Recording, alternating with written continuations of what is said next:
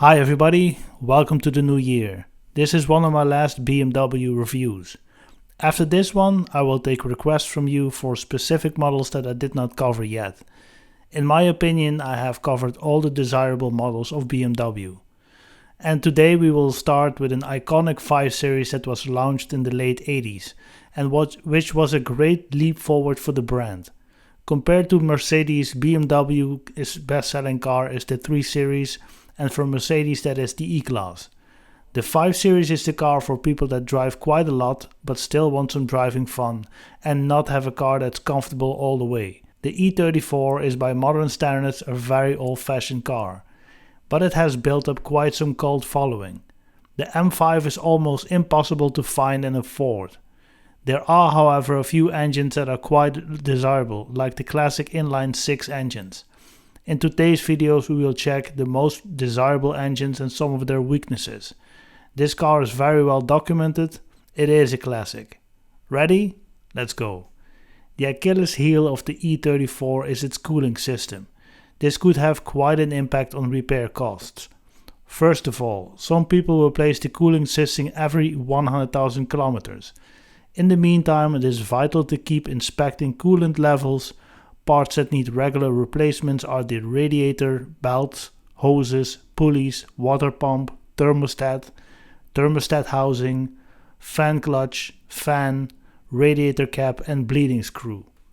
Small detail but a huge impact. Make sure the temperature sensor is working correctly. I cannot stress enough how important this is. An overheated engine will lead to a potential write-off of the whole car. Some parts of the cooling system are made of plastic, so over time, and this car is quite old by now, these parts will fail on you. Luckily for you, there are many good do-it-yourself videos and tutorials online, and you're not the only one that find it difficult to deal with these kind of issues, and there are lots of people out there that buy a car that might not have much of mechanical experience. So these tutorials can be a great help. Another thing. Timing belts seem to be another part that need regular attention. Sometimes it's even best to replace them every 60,000 miles or about 96,000 kilometers. Then some other advice that I give to almost everyone that is working on a car, has a project car or buys an old car is to buy yourself an Obd Reader to read all the error codes from the ECU of the car. That gives you a great insight into the health of the engine and the electrical system. This being a car from the late 80s, early 90s, it already had an ECU on board.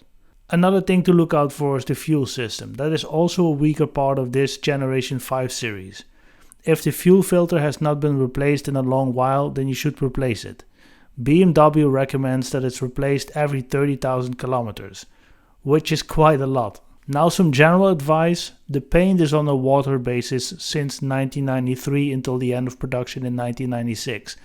So, if you go for early to mid-90s model, check the car for rust. BMW did this to cut some cost, the same as Mercedes around that time.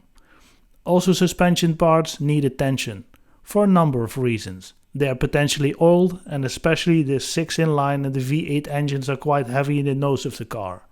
This wears out the suspension faster, even more so with a sportive driving style. I hope you find this video useful and if so, subscribe to my channel. Thanks for watching.